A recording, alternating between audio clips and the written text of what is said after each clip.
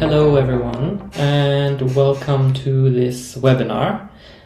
Today we will tell you a bit more about what studying at the University of Gothenburg could look like for you. And we are very happy to have many different people from all over the world joining us today, and it's great to see that you are interested in studying in Sweden and studying at the University of Gothenburg. So we hope that whether you are just starting to explore your study options, or whether you're already considering an application, or maybe you have already submitted an application, we can inspire you a bit and also give you some useful information today.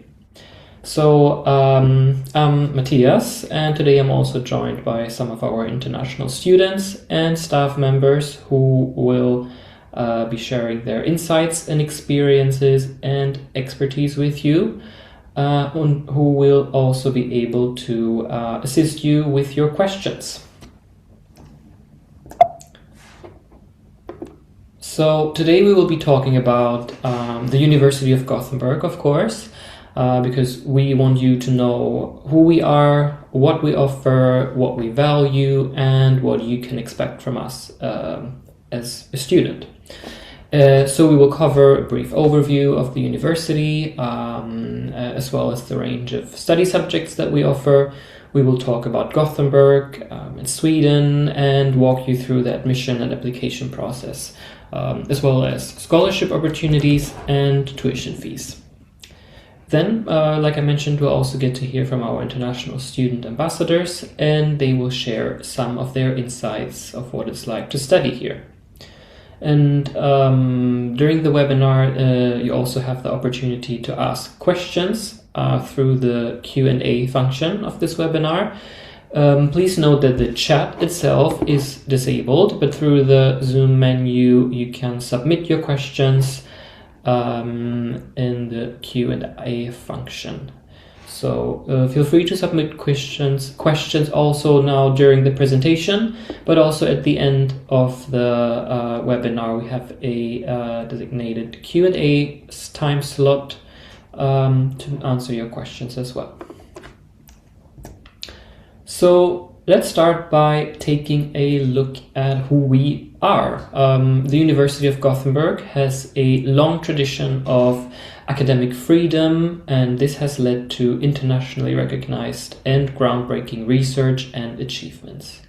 We offer an academic culture where you, as students, are encouraged to speak your mind and take an active part in your learning. And for us, it's important that we provide you with a non-hierarchical and open-minded environment where critical thinking is really encouraged, and where it's always possible to push education, research, and innovation in new directions.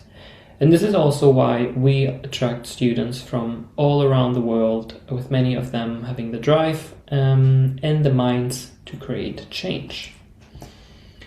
So, founded in 1891, we are actually one of Sweden's oldest, largest, and top-ranked universities, and across 7 faculties, 38 departments, and research centers of expertise that span almost all academic disciplines, we are home to 58,000 students, of which 29,000 students study full-time, 2,000 doctoral students, and around 6,700 employees. And around 12% of our student population have an international background. So for those of you who may not be so familiar with the geography of Sweden or Scandinavia, or in general the city of Gothenburg, we will provide you with a quick introduction. So Gothenburg is the second largest city in Sweden and home to around 1 million people in the city and its surrounding areas. And it's located, so to say, in the heart of Scandinavia, but still close to many European hubs like London, Paris, Copenhagen, or Berlin. And Gothenburg itself is quite a vibrant, welcoming city on Sweden's west coast, where you'll find quite a unique combination of both urban city life, but also easy access to stunning nature. And since we're talking about location, Sweden is often ranked as one of the best countries to live in and one of the most innovative and creative nations in the world. Sweden is a secular democracy, open, progressive, and inclusive, and it's safe, clean, and organized. In Sweden, we have a highly developed social welfare system, and healthcare is high quality and accessible to everyone. Work-life balance actually does mean something here, and that of course also translates well into your student life and your student life balance as well. And when it comes to innovation, Sweden also quite leads the way. Companies and brands like IKEA, Spotify, Volvo and Ericsson, they all started here in Sweden. So we're a global hub for green tech and sustainability. And we believe actually that the University of Gothenburg and the city of Gothenburg has something to offer for everyone. The city is well known for its friendly locals and laid-back atmosphere, which makes it relatively easy to navigate for newcomers. And also as it attracts students, academics, companies, and talent from all over the world. Gothenburg also has a very international feel to it. For Scandinavian standards, it's a big city, but the surrounding nature is, in the end, always accessible, as you can see here in the picture. And the University of Gothenburg is also a city university with campuses and study areas spread across the central parts of Gothenburg. So, as a student, you'll naturally become part of the urban city life, which means while you're close to culture, you're still close to the sea, but also the everyday energy of the city and nature. So, throughout the city, you'll find university buildings, both with a historical and traditional touch, as well as modern facilities, classrooms, and study environments. So now let's take a closer look at what we offer to you as our potential future international students. We offer 10 different international programs on bachelor's level and around 80 international master's programs. We are a multidisciplinary university, as the University of Gothenburg is home to one of the most comprehensive offerings of courses and programs in Sweden. So you can see here our international programs are divided in a large variety of fields covering business and management, AI, computing and technology, natural sciences, health and life sciences, education, arts, design and music, humanities and social sciences, as well as global and political studies. And we know that, choosing a university is a really big decision and, of course, involves lots of different factors. And there's, of course, lots of information to process. So here are some points why we could be a great choice for you. So to start with, of course, high quality education. The University of Gothenburg conducts world-class research characterized by multidisciplinary collaboration, which is closely linked to our international programs. Students and professors work together in close and informal cooperation. For example, in Sweden, you are on a first-name basis with your professors. And as a student here, you are expected to contribute with ideas and opinions and use critical thinking. So independent studies and group work is a natural part of the Swedish study experience, and this will enrich your education quality. Secondly, freedom. We value openness academic freedom, diversity, and equality. And you are encouraged to be who you are and say what you think. We welcome debate and new perspectives that help education, research, and society to progress. Also, a sustainable lifestyle. Sustainability is a core part of who we are as a university. In 2004, we became the first university in the world to be environmentally certified. And Gothenburg is a world leader when it comes to sustainability and has actually been named the world's most sustainable destination for several consecutive years. And also, just 2 months ago, in September, the city of Gothenburg has also been established as its newest sustainable lifestyle hub by the United Nations Fashion and Lifestyle Network. And yeah, we also value a healthy study-life balance, and our study climate provides scope for a rich life beyond just studying and being in the classroom.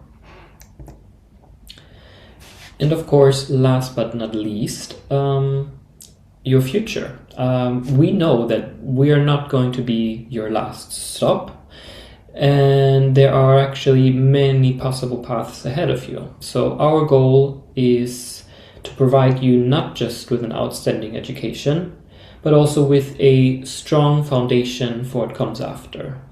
Collaborations with local and global companies, to doctoral studies, and our worldwide alumni network will help you build a strong foundation for your future steps in life and in your career. And we are also incredibly proud to have many of our study subjects represented in the top 100 of several renowned higher education rankings, as well as our overall ranking in the top 250 of several global university rankings, which also makes us one of the highest ranked universities in Sweden. And we are also very happy to be ranked number 50 globally among the most innovative universities worldwide. But also, maybe one of our most valuable recognitions is the recognition we have actually received from our students, as the latest international student barometer showed that 89% of our students here at the University of Gothenburg stated that they were very happy or happy with their studies. And they were particularly pleased with the subject expertise of our teaching staff, the campus environment, the teaching staff's level of English, assessment practice, study and language support, our many libraries, and the onboarding and overall student support. So that really means a lot to us. And if all of that sounded good to you, you may wonder, okay, how do I apply? Or maybe you have already made up your mind and the reason you're here today is because you plan to submit or perhaps have already submitted an application. So either way, we will walk you through the application and admission timeline and talk also a bit more about application requirements. So here you can see the timeline for the current international application round for studies beginning next autumn semester. This application period opens every year in October, and this year it opened on October 16, so a little more than a month ago. To apply to the University of Gothenburg, you submit your application online through universityadmissions.se, which is the central platform to apply for university studies in Sweden. And it's possible to apply for up to 4 master programs or up to 8 bachelor programs in your application. And on universityadmissions.se, you create an account and then find and select the program or the programs that you want to apply for. And when creating and submitting an application, it's important that you know that you must rank and prioritize the programs that you have selected, as you can only be admitted to one program. And then the deadline to submit your application is January 15th. This is also the deadline to rank your selection of programs if you intend to apply for multiple programs. And after that, you have until February 2nd to submit your supporting documents for your application, such as certification or documentation related to English language requirements, for example. And then after you have submitted your application and your application documents, you will be notified about your admission result on 26th of March if you have applied for master studies, or 31st of March if you have applied for bachelor studies. And then after receiving your admission letter, you will receive more instructions on how to proceed and what else is coming up after your admission. And if you are a student that needs to pay tuition fees for your studies at the university, then you will also receive information on how to pay the first tuition fee installment, which will be due in the beginning of May. But we'll talk a bit more about tuition fees in just a couple of minutes. And then before the start of your first semester, you will receive more detailed information from the university and your department regarding the start of your study program. And then in August, our welcome program will welcome you to the University of Gothenburg with lots of activities to get you started with studying at your new university. And that will both be events that introduce you to studies in Sweden, living in Sweden, but also social events to meet other students that are starting their studies. And then the academic year will officially begin in September, and that will mark the beginning of your new academic journey. So this is then what the academic year in Sweden looks like. It consists of 2 semesters. The autumn semester, which lasts from, as I just mentioned, September to mid-January, and then also the following spring semester, which lasts from mid-January to June. There usually is no big break between autumn and spring semester, but in the summer you do have a longer break between spring and then the following autumn semester. So one semester is 20 weeks long and equivalent to 30 credits or ECTS. So let's talk a bit more about entry requirements. The entry requirements to study at the university will determine your eligibility for our programs. And there are different kinds of requirements, such as general entry requirements for studies, the English language requirements, and then there are also program-specific requirements that depend on the program that you are applying for. So if we talk about general requirements for master's level, it means that you need to have a bachelor's degree from an internationally recognized university. If you are in the final year of your bachelor's studies, it's possible for you to apply and to be admitted. In that case, you would be conditionally admitted, which means that you need to finish your bachelor's degree, of course, in time before your semester starts, and hand in your degree certification before you start your master's program. If you are applying for a bachelor's degree, you need to have successfully completed upper secondary or high school education. And depending on what country you are from or what country you have previously studied in, there might be country-specific instructions on what kind of documentation and what type of degrees and certification is accepted for your application. And you can find detailed information on this, including a list of countries, on universityadmissions.se, the overall general application platform for studies in Sweden. And in order to be eligible for our programs, you also need to meet certain English language requirements. And there are different ways to meet these requirements. For example, through certain upper secondary studies. For example, if you've studied high school in a specific country, or if you've studied English in high school on a certain level. Then you can also meet the English requirement through certain previous university studies. For example, a degree where English was the main subject, or a degree from a specific country, or with a certain amount of credits that were given in English. Or then, which is very common, through an internationally recognized English test.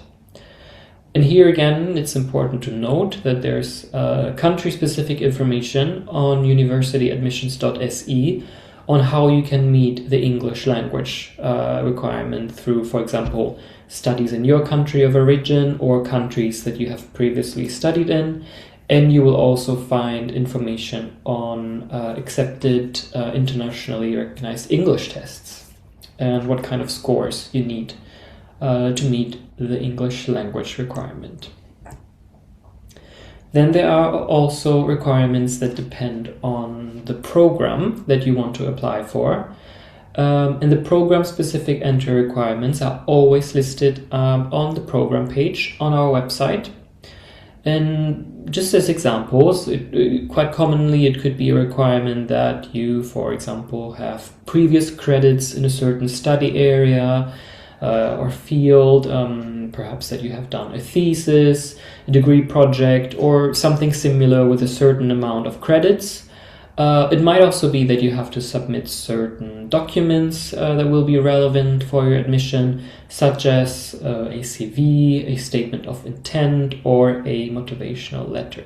But that is not the case for every program, so make sure to always check the program-specific requirements of your program of interest on our website. And what's important to know is that if you apply for a program within the field of fine arts and music, there are also different application period dates and deadlines and different documentation requirements. So information about these deadlines can also be found on the specific program pages and on our website. So as said before, you submit your application through this platform here. This is universityadmissions.se. This is what the platform looks like, and here you can find lots of information regarding what documentation you should submit, important deadlines, as well as an overview for what applies to your previous country of studies with detailed information. So now we are getting to the slightly more financial aspect of this webinar, tuition fees and also scholarships. So students who are citizens of countries outside the European Union, European Economic Area and Switzerland are required to pay application and tuition fees in Sweden. And the tuition fees, they vary for each program. You can see the exact tuition fees for each program on its program page on our website. Here it says full education cost is displayed on our website, and that is the cost of the entire program. And then it also says first payment, which is the cost of one semester. And the amount is displayed in Swedish crowns, but you can easily check exchange rates to your local currency with an online currency converter or with your bank. And it's important to know that in case you get admitted to one of our programs, you need to pay the tuition fee in time to secure your spot in the program. And after you receive your admission results, payment instructions will be sent to you to the email address listed in your user account at universityadmissions.se. And then, as I mentioned, fee-paying students must pay their tuition fee by May 1st so that you secure your offer of admission. And then, after your first tuition fee payment is registered, you can go on and apply for a residence permit for studies in higher education with the Swedish Migration Agency. And you are exempted from paying tuition fees if you are a Swedish, EU or EEA citizen, which includes Iceland, Liechtenstein and Norway. As well as any of the reasons that you can see outlined here on the screen. And if you are unsure whether you have to pay tuition fees or not, there is detailed information on tuition fee exemptions available on the university admissions website, as well as on our website. So when talking about tuition fees, we of course also want to talk about scholarships, as a scholarship could help cover the costs of your studies at the University of Gothenburg. Here are examples of scholarship opportunities. The first being the Axel Adler Scholarship, which is our own university flagship program for fee-paying students at the University of Gothenburg. The Axel Adler Scholarship is a tuition fee waiver scholarship, and students who are eligible for this scholarship, who have applied for a program for the autumn semester 2026, so the upcoming autumn semester, will receive application instructions from the university in February 2026. So just after you have submitted your application and supporting documents for your studies. So in order to be eligible for this scholarship, you need to fulfill the following criteria. You need to be a tuition fee paying student, and you have submitted your application for studies by 15th of January, as well as your application documents and application fee by 2nd of February. And you have applied for a campus-based program at GU, the University of Gothenburg, as your first priority, which is important to know. And then the scholarship applications are assessed and ranked by staff at the university based on CV and a letter of motivation, and your academic merits can also be taken into consideration. There's one scholarship to be awarded for each program, with the exception of programs at the artistic faculty, which will be awarded a total of 4 scholarships for all programs. Then there are also other scholarships, such as scholarships awarded by the Swedish Institute. There is the SI Scholarship for Global Professionals for Master Studies in Sweden, which covers tuition fees, living costs, as well as a travel grant for transportation to Sweden. And you can find a full list of eligible countries and programs on the Swedish Institute's website, as well as, of course, detailed application information. And they also offer another scholarship, which is the SI Scholarship for Pioneering Women in STEM, which also covers tuition fees, living costs, and a travel grant. And it's available for female master students from 10 countries, which are Bangladesh, Indonesia, Kenya, Malaysia, Nigeria, the Philippines, Rwanda, South Africa, Thailand, and Vietnam. And you can find all details in regards to eligible programs at GU, as well as application requirements and deadlines on the Swedish Institute's website. So much about entry requirements, tuition fees, scholarships, and the admission timeline. We are now coming to the part where we get to talk to our international student ambassadors that have joined us today. So we'd love to hear a little more from them. Just 1 or 2 years ago, they were in the exact same position as you, in the process of either starting an application or having just had submitted their application, and now here they are studying at the University of Gothenburg. So perhaps you can just briefly introduce yourselves. We have Abby, Ali, and Heimanot. So perhaps we can just do a quick introduction round, and maybe you can tell our audience who you are, what you study, and for how long you've been in Gothenburg. Thank you. Thank you, Matthias. Hey, everyone. My name is Ali. I'm from Iran, Tehran.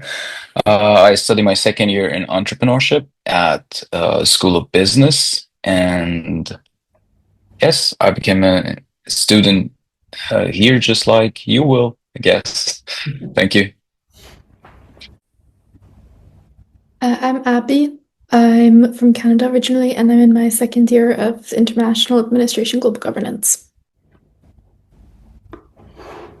Hi, I'm Heimanot, and I'm from Italy, and I'm studying at my second year Masters of Embedded Design, and I moved to Sweden 5 years ago, and I did my bachelor also in Sweden. All right, thank you for joining us today. So yeah, we can talk a little bit more about what it's been like for you studying and arriving to Sweden as international students. So perhaps we can start with you, Ali. What has it been like for you, like arriving to Gothenburg when you first came here? Like, of course, it's a completely new environment to settle in. Like, were there any challenges during your first week? What was it like meeting people and creating a new social circle, basically a new everyday life? Yep.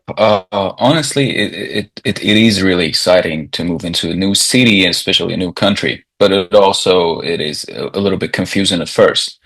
When I came here for the first time, I found the city calm and safe, actually, which I found really nice about the city of Gothenburg. Honestly, the weather was a little bit of a shock for me. So, because yeah, we know about the Swedish winter, but yeah, we can get used to it as I did. And during the first weeks, I had some challenges. The very first one was actually the public transportation and getting used to how it works.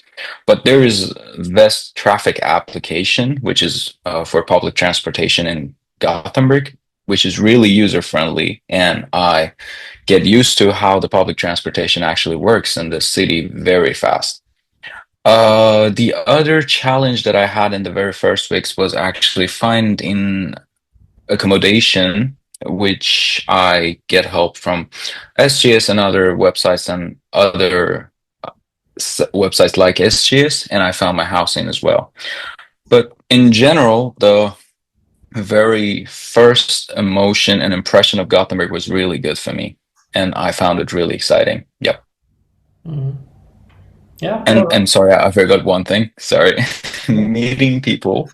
And Swedish people might actually look a little bit introverted in the very first impression, but when you break the very first layer of ice, you see how open and how welcoming they are, and you can then integrate with the society.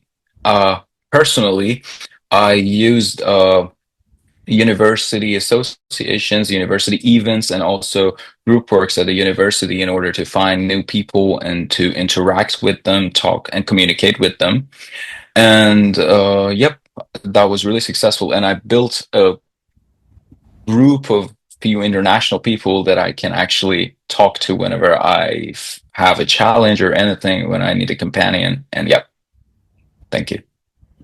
Yeah, all right. Yeah, and actually also on our website we have some information for those of you who are curious sort of about some of the more practical aspects of arriving to Sweden. On our website you will find lots of information that will help you just, prepare a bit like logistically or what to expect in terms of, for example, also living costs, or the weather is something that we always talk about in lots of our events where we talk to our future students. Of course, the winters in Sweden can be a little bit colder and darker perhaps than what some of you are used to, but with the right preparation and if you know about it, it will be fine and you will manage.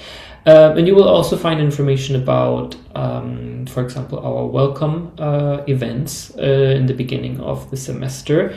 And as you just mentioned, when you arrive to Gothenburg, there are actually lots of students who are in the same position as you, like lots of international students arriving. Many people are new, maybe are looking to find new friends, and there's lots of group work also in our studies at the University of Gothenburg, so you have plenty of people to interact with. So one aspect that we also always want to highlight, because of course that is different for everyone studying in other countries and studying in Sweden, is the study culture in Sweden. So Abby, I hope you can tell me a little bit more about that. What in your experience, how does study culture perhaps feel, like the study culture in Gothenburg or in Sweden, feel different from previous studies that you took part in? What's sort of like an international Swedish classroom like, and what kind of relationship do you have with your teachers? What does that look like? Yeah, I would definitely say this is my favorite thing about studying in Sweden and in the University of Gothenburg, just how collegial and supportive the environment is in academia here. I think this is something that I read a lot about before coming to Sweden, but I was still really surprised by how different it is, just in the way that everybody is really, really supportive, using your first names with instructors, and you're really, students are taken as sort of being peers in training rather than being seen as lower on any sort of hierarchy. It's, a really flat structure between students and professors. And so for me, I'm really interested in research and learning, and I plan to work in academia. And that's, really just the absolute best way to learn.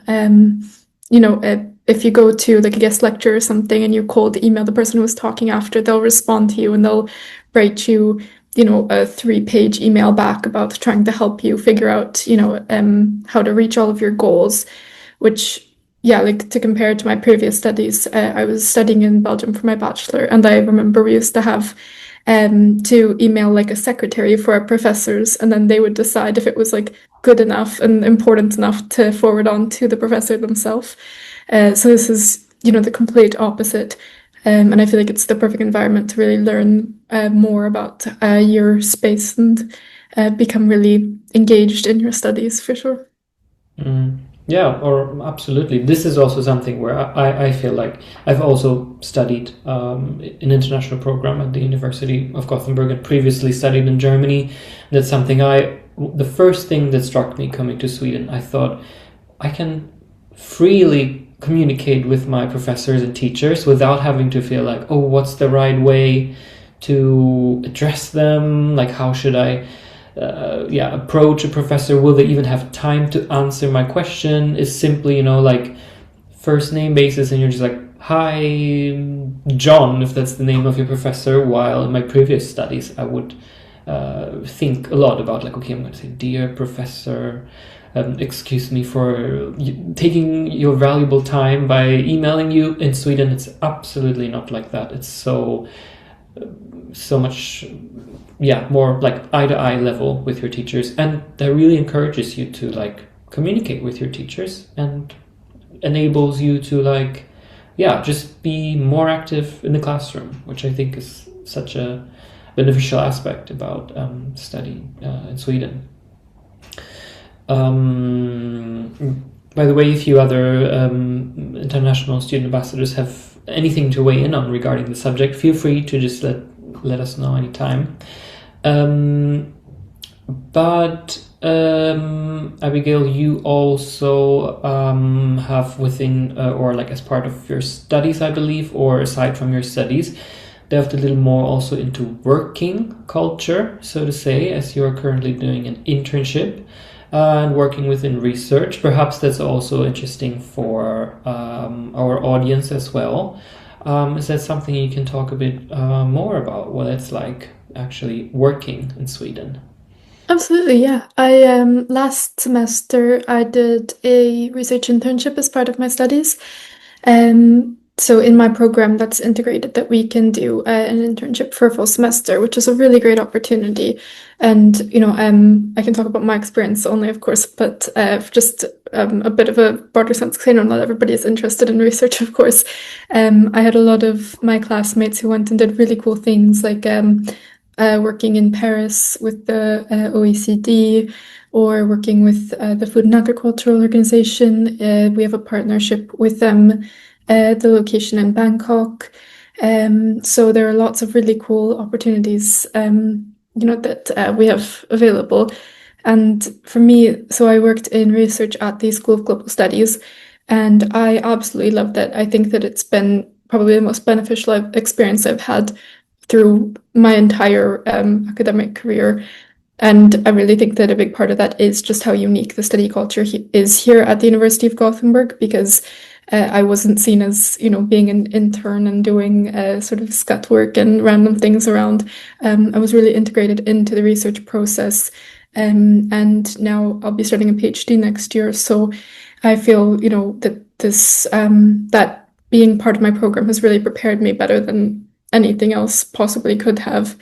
And yeah, just with the research culture and everything, you're really taken into all sorts of activities and seen as being a peer and a collaborator. And as I said before, people are really enthusiastic to help you. So I definitely couldn't recommend it anymore from that perspective. Yeah, so in that regards, thanks so much for sharing your experiences. And in that regards, you can see also that like lots of what we talk about in sort of study culture, that it's very collaborative and non-hierarchical, that like really is, it's not just the study culture, it's also, translates into your working environment, of course, to different degrees in what kind of field you maybe later work in. But I would say it's quite a characteristic about like working in Sweden also, that you have lower hierarchies, less hierarchical decision-making processes and so on. So that's also something that's quite characteristic about living and working in Sweden. So we can also talk a bit more about like what kind of opportunities and activities await you in Gothenburg.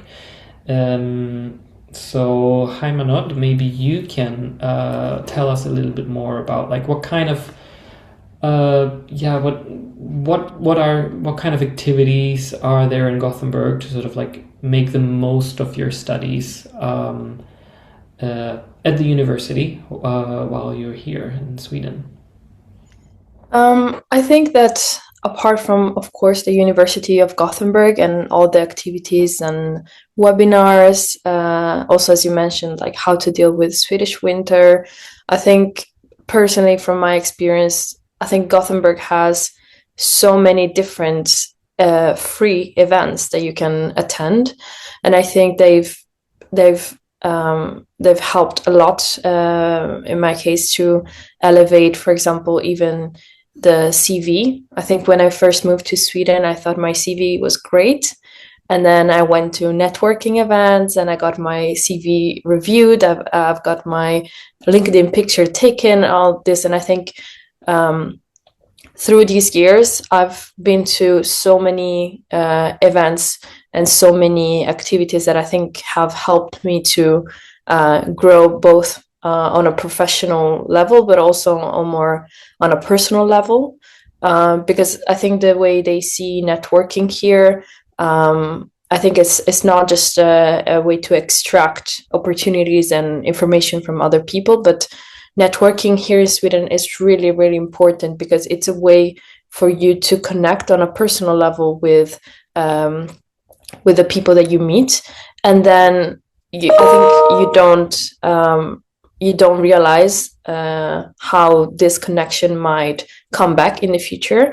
And I've been to events at the International House of Gothenburg, which is a space where they host a lot of events about finding a career in Sweden and being an international student in Sweden. And there's also the Open Hus, which has a mentorship program which can connect you with the professional in your field, to get more insights from the people that are actually in the job market. And then there's other organizations like Unimeet and the University of Gothenburg that are more focused on the students. And through those activities, as I said, I got my CV reviewed, my LinkedIn picture taken. I've learned techniques on how to apply in the Swedish job market. Got a lot of free food. So I think it's just it's a great opportunity, I think, alongside with the studies, to prepare you for your after studies.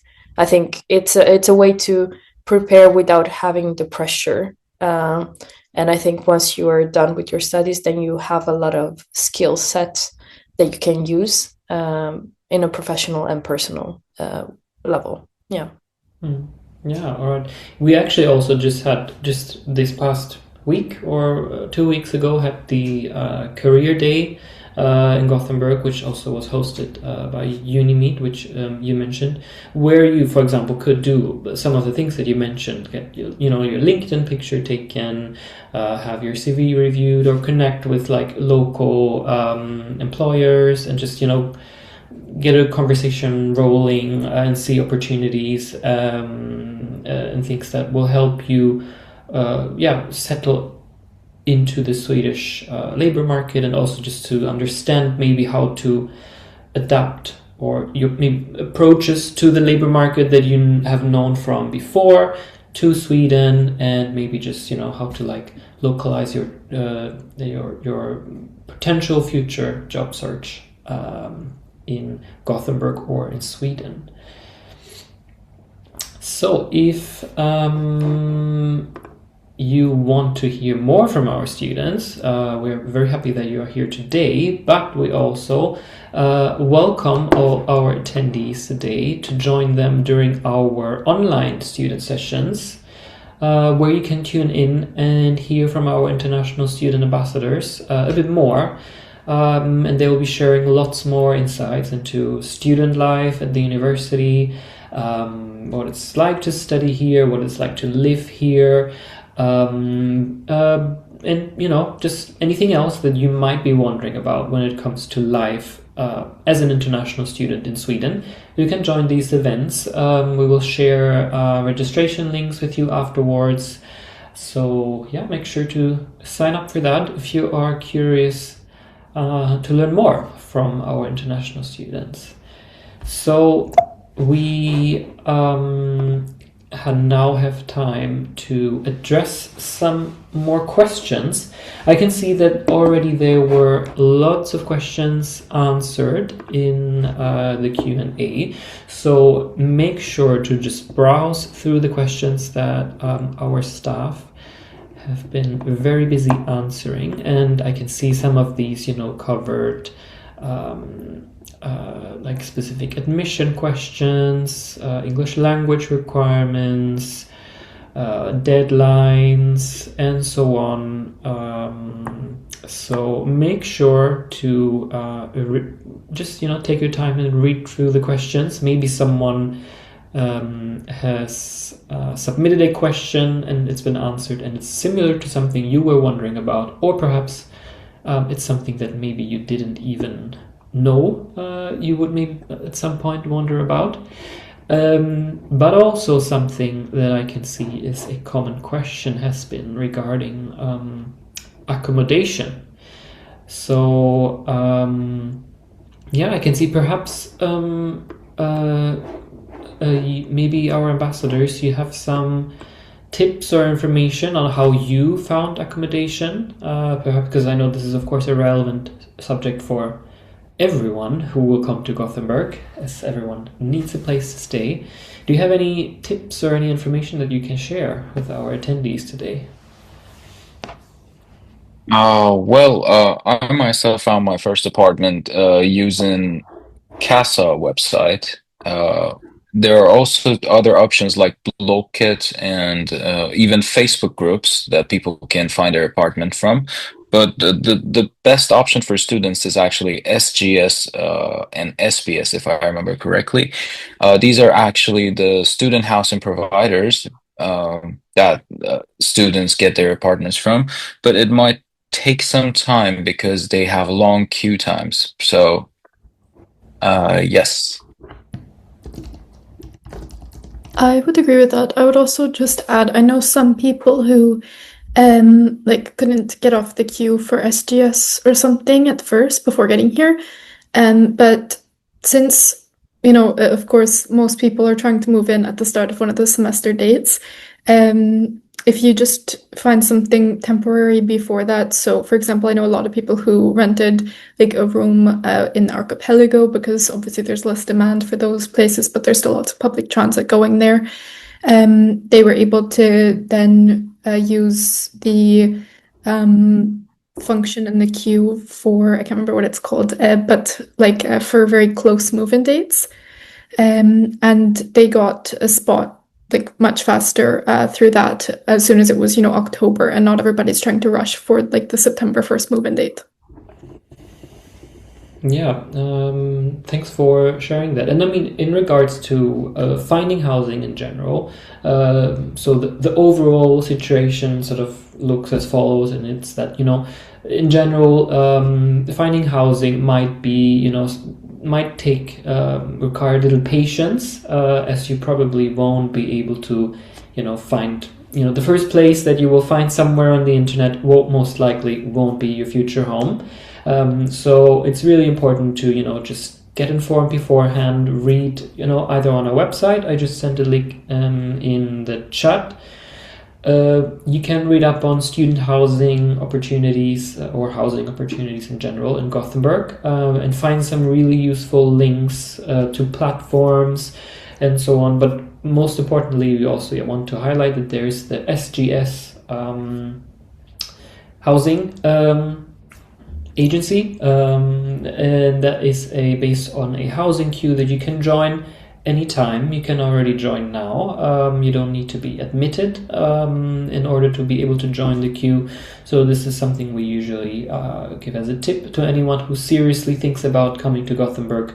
Join the queue early, and your chances of, whether in the beginning of your studies or later on, of finding student housing through them will increase the earlier you join.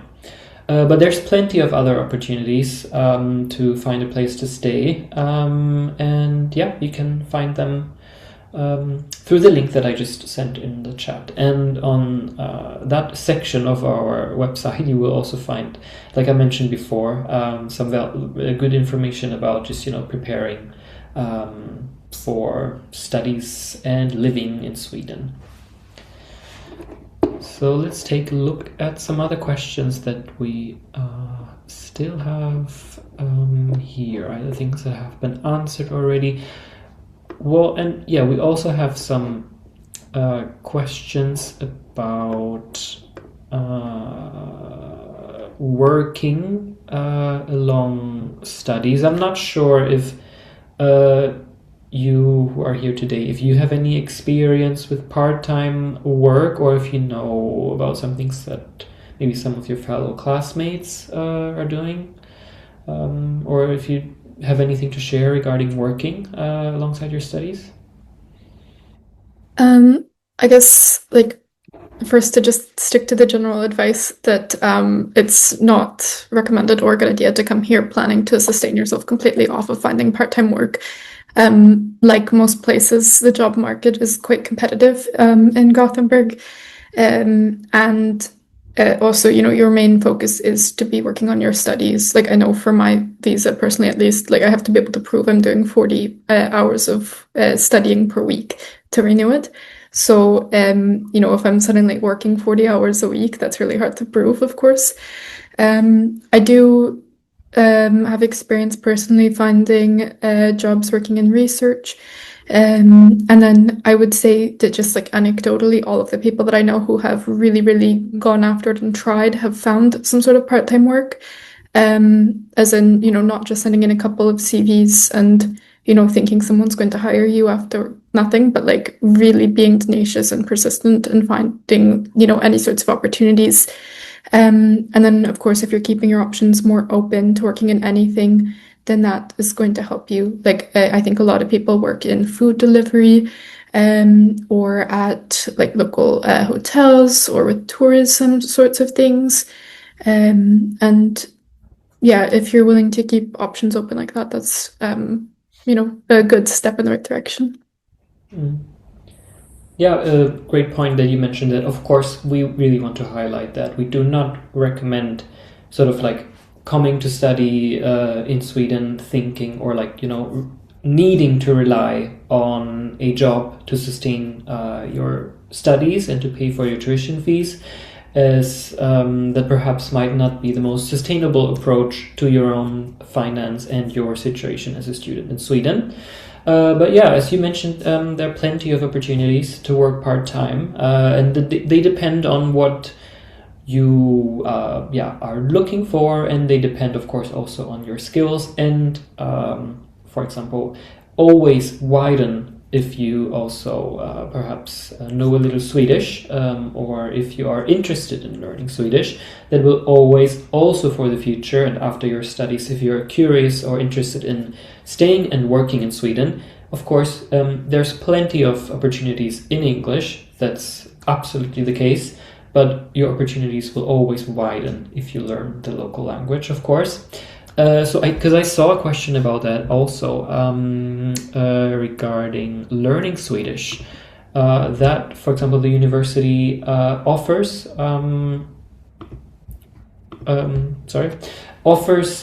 Swedish courses for international students, where you can learn on different levels. I think beginner to, if you already know a little bit of Swedish, you can start with a higher level. So that's something that before your studies you will be able to apply for, and you can join them and study some Swedish, learn some Swedish aside from studying your program. But perhaps we need to mention that these courses are, of course, like very in demand. So once you see some information about them, probably either from we will send some email information beforehand before you start your studies. So make sure you write down the date when the application opens in your calendar and apply on time so that you can get a spot.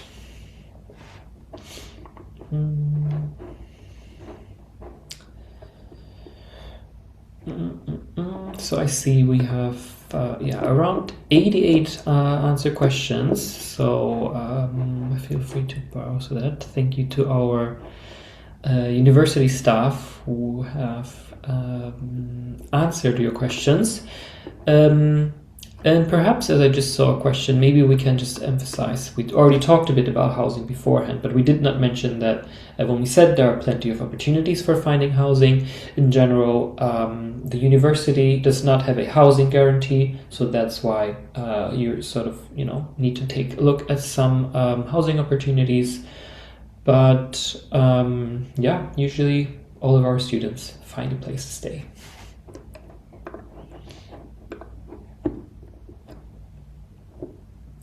And Matthias, I just wanted to add one thing about the housing, is that I think regardless of if you're gonna apply, not apply, or change your mind, I think it's good to just sign up to SGS because it's free and it takes 2 minutes, and it could be very important at the end, and you might not even know. So I would recommend you to, like, after the webinar, just to sign up to the housing queues. And also something else is that, for example, I signed up and then I got an apartment in a corridor here in Gothenburg, and then I signed up again. So I did my first year in one apartment, and then after 1 year I collected enough points to then move to another one. So like your first housing might not be the one you want exactly, but I think the good thing about the queue is that you can just sign up again, collect points, And maybe you apply in a period where there is less applications, where maybe some Erasmus students leave. So like always apply, and sometimes it's a matter of timing, sometimes it's a matter of just luck. But I think it's good if you just sign up today, so you start collecting points and you don't really have to think about it too much. And when the time comes, if you decided to apply and you're looking for accommodation, you're going to have more opportunities. And again, this apartment that you find, it might not be the final, apartment you're going to live in. So yeah, I think this is something that I would have wanted to know when I applied. Just do it and don't worry about it. And yeah, it's going to be much easier. Yeah, absolutely. That's a really good tip. So just register. And I believe the only thing you need to do is maybe register once a year, log in once a year or once every 6 months. I'm not sure, one of the two. And you should keep your spot. So I see we are running out of time, but I see that so many of your questions have been answered. So thank you so much for attending this webinar today. We really hope that we could give you some useful insights and that this was helpful for you, and that your questions have been answered, and you are confident in submitting an application or whatever your plans are for your future studies. So perhaps we might see you next year in Gothenburg. Until then, take care and goodbye.